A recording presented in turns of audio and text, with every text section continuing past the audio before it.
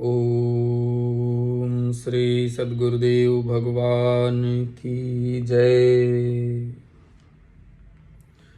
आप सभी युवा साथियों को मेरा राम राम। मैं श्रीमद् भगवद गीता भाष्य यथार्थ गीता का नित्य प्रतिदिन अध्ययन करता हूं और जिसका एक छोटा सा शॉर्ट वीडियो बना के आप सबके समक्ष प्रस्तुत करता हूं, जो बहुत छोटा होता है, 10 से 15 मिनट का ही होता है और आशा करता हूं कि आप सब उसको सुनते भी होंगे। उसी क्रम में श्रीमद् भगवद गीता भाष्य यथार्थ गीता के द्वितीय अध्याय का 10वां श्लोक मैंने पढ़ा था, जिसमें संजय ने बताया कि हे राजन, मोह निशाजयी अर्जुन ने हृदय के सर्वज्ञ श्री कृष्ण से यह कहकर कि गोविंद मैं युद्ध नहीं करूंगा, चुप हो गया। अभी तक अर्जुन की दृष्टि पौराणिक है, जिसमें कर्म कांडों के साथ भोगों की उपलब्धि का विधान है, जिसमें स्वर्ग ही सब कुछ माना जाता है, जिस पर श्री कृष्ण प्रकाश डालेंगे कि यह विचारधारा भी गलत है। इस पर भगवान श्री कृष्ण बोलते हैं, श्री भगवानुवाच अशोच्यानन्वशोचस्त्वं प्रज्ञावादांश्च भाषसे गतासु न गतासुंश्च नानुशोचन्ति पंडिता। अर्जुन, तू न शोक करने योग्य के लिए शोक करता है और पंडितों के से वचन कहता है, किंतु बुद्धि संपन्न पंडित जन जिनके प्राण चले गए हैं उनके लिए तथा जिनके प्राण नहीं गए हैं उनके लिए भी शोक नहीं करते, क्योंकि वे भी मर जाएंगे।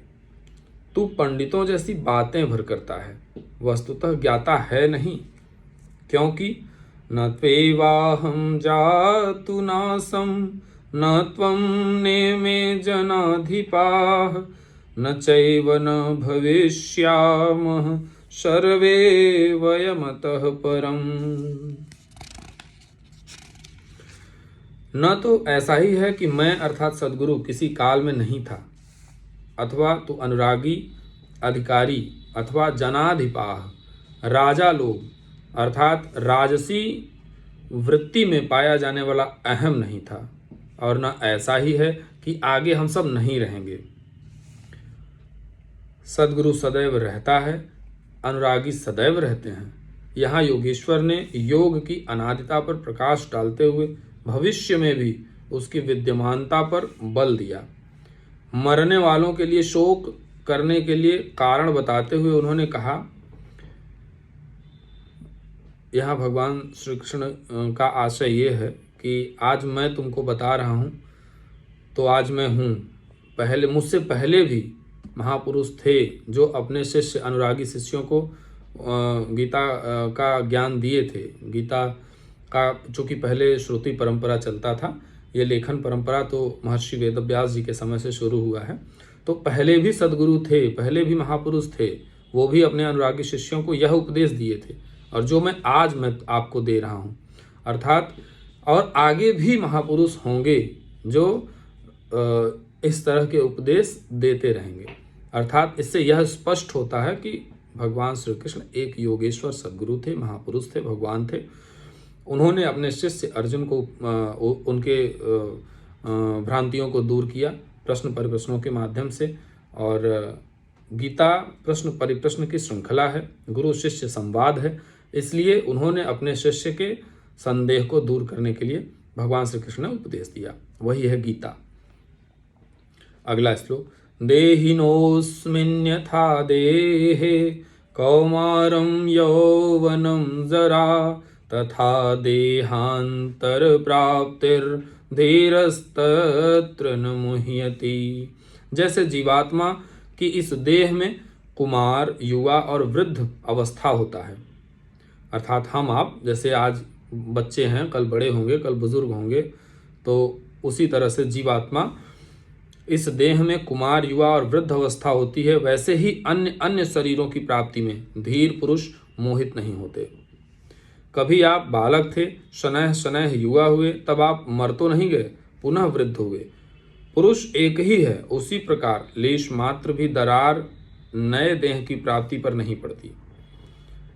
कलेवर का यह परिवर्तन तब तक चलेगा जब तक परिवर्तन से परे की वस्तु नहीं मिल जाती। अर्थात इस जन्म मरण के जाल से जब तक हम मुक्त नहीं हो जाते, जिसे हम मोक्ष कहते हैं। मात्रा स्पर्शास्तु कौन्तेय शीतोष्ण सुख दुःखदाः आगमापायिनो नित्यास्तां स्थितिक्षस्व भारत। हे कुंती पुत्र, सुख दुख सर्दी और गर्मी को देने वाले इंद्रियों और विषयों के संयोग से तो अनित्य हैं, क्षण भंगुर हैं, अर्थात क्षणिक हैं। अतः भरतवंशी अर्जुन तू इनका त्याग कर। अर्जुन इंद्रिय और विषय के संयोग जन्य सुख का स्मरण करके ही विकल था। कुल धर्म, कुल गुरुओं की पूज्यता इत्यादि इंद्रियों के लगाव के अंतर्गत हैं। ये क्षणिक हैं, झूठे हैं, नाशवान हैं। यहाँ भगवान श्री कृष्ण के कहने का आशय यह है कि हम जहाँ भी अपना लगाव रखते हैं, किसी भी व्यक्ति में, वस्तु में, जगह में, पद में, प्रतिष्ठा में, वो सब क्षणिक होते हैं। इनके लिए शोक नहीं करना चाहिए। आज हम दरोगा हैं, कल हम अगर दरोगा नहीं रहेंगे तो हम रोने लगें, बिलखने लगें, सुसाइड कर लें या गलत मार्ग अपना लें, ये बेवकूफ़ी होगी। भगवान श्री कृष्ण का यही कहने का आशय है कि ये सब नाशवान है। विषयों का संयोग न सदैव मिलेगा और न सदैव इंद्रियों में क्षमता ही रहेगी। आज हम युवा हैं तो तमाम प्रकार की बुराइयां और व्यसन, दुर्व्यसन हमारे अंदर भरे पड़े हैं, तो कल हमारी इंद्रियां शिथिल होंगी। ये भगवान श्री कृष्ण के कहने का आशय है। आज जिस ऊर्जा के साथ हम गलत कार्य करते हैं, कल यही ऊर्जा सेम हमारे पास नहीं रहेगी गलत कार्य करने के लिए। अतः अर्जुन तो इनका त्याग कर, सहन कर। क्यों? क्या हिमालय की लड़ाई थी जो अर्जुन सर्दी गर्मी सहन करता, अथवा क्या यह रेगिस्तान की लड़ाई है जहां अर्जुन गर्मी सहन करता? कुरुक्षेत्र, जैसा कि लोग बाहर बताते हैं, सम शीतोष्ण स्थली है। कुल 18 दिन तो लड़ाई हुई, इतने में कहाँ जाड़ा गर्मी बीत गई। वस्तुतः सर्दी गर्मी, सुख दुख, मान अपमान को सहन करना एक योगी पर निर्भर करता है। यह हृदय देश की लड़ाई का चित्रण है, बाहर युद्ध के लिए गीता नहीं कहती। यह क्षेत्र क्षेत्रज्ञ का संघर्ष है, जिसमें आसुरी संपद का सर्वथा शमन तथा परमात्मा में स्थिति दिलाकर दैवी संपद भी शांत हो जाती है। जब विकार हैं ही नहीं तो सजातीय प्रवृत्तियां किस पर आक्रमण करें? अर्थात जब योगी अपने अंदर जब साधना में तत्पर होते हैं और सतपथ पे अग्रसर होते हैं, तो वो अपने अंदर के विकारों को मारते हैं। और जब विकार खत्म ही हो गए तो हम आक्रमण किस पर करेंगे? हम किन विकारों के लिए फिर योग करेंगे? ये कहने का आशय है। अतः पूर्णत्व के साथ वे भी शांत हो जाती हैं। इससे पहले नहीं, गीता अंतरदेश की लड़ाई का चित्रण है। इस त्याग से मिलेगा क्या? भगवान श्री कृष्ण जब इस चीज को त्यागने के लिए बता रहे हैं तो यह भी बताएंगे कि ऐसा त्याग अगर आप करते हैं तो आपको मिलेगा क्या, इससे लाभ क्या होगा। इस पर श्री कृष्ण कहते हैं, यम ही न व्यथन्ते ते पुरुषम पुरुषर्षभ सम दुःख सुखम धीरम सोमृतत्वाय कल्पते। क्योंकि हे पुरुषेष्ठ, पुरुषों में श्रेष्ठ, पुरुष श्रेष्ठ, दुख सुख को समान समझने वाले जिस धीर पुरुष को इंद्रियों और विषयों के संयोग व्यवस्थित नहीं कर पाते, वह मृत्यु से परे अमृत तत्व की प्राप्ति के योग्य हो जाता है। यहां श्री कृष्ण ने एक उपलब्धि अमृत की चर्चा की।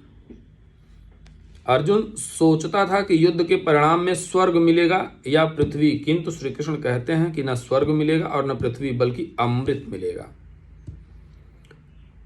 देखिए, वो युद्ध से अर्जुन ने क्या प्राप्त किया? अमृत। ये गीता में लिखी हुई है।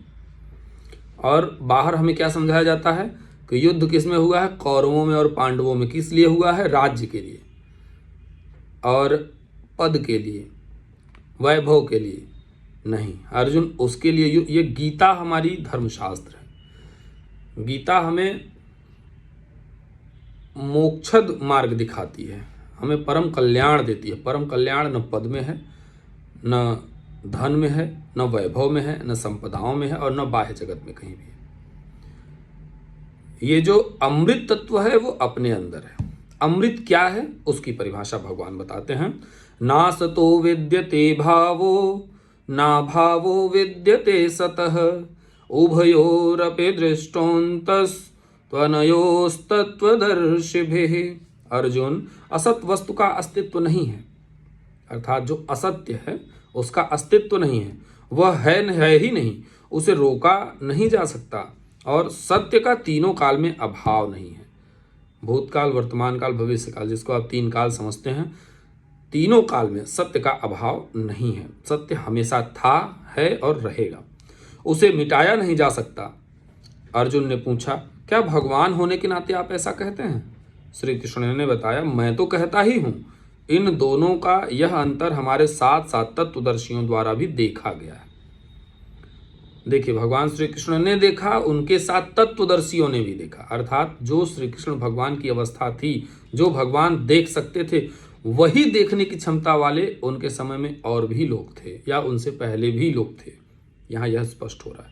श्री कृष्ण ने वही सत्य दोहराया जो तत्वदर्शियों ने कभी देख लिया था, अर्थात जो पूर्व में महापुरुष हुए वही महापुरुष उस समय भगवान श्री कृष्ण थे और आज परम पूज्य स्वामी जी हैं।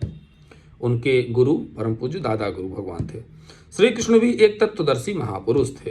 परम तत्व परमात्मा का प्रत्यक्ष दर्शन करके उसमें स्थिति वाले तत्वदर्शी कहलाते हैं। परम तत्व है आत्मा, और आत्मा परमात्मा का विशुद्ध अंश है। आप आत्म दर्शन करते हैं तो समझिए आप परमात्मा दर्शन करते हैं। सत और असत हैं क्या, इस पर कहते हैं। मेरा वीडियो ज़्यादा लेंदी हो जाएगा, आज मैं बस इतना ही, और सत और असत के विषय में मैं कल चर्चा करूंगा। बहुत बहुत धन्यवाद। आप सबको राम राम। नित्य प्रतिदिन गीता श्रवण करते रहिएगा, और इसमें लाइक करना मत भूलिएगा। कमेंट में आप बताइएगा कि आपको कैसा लगा।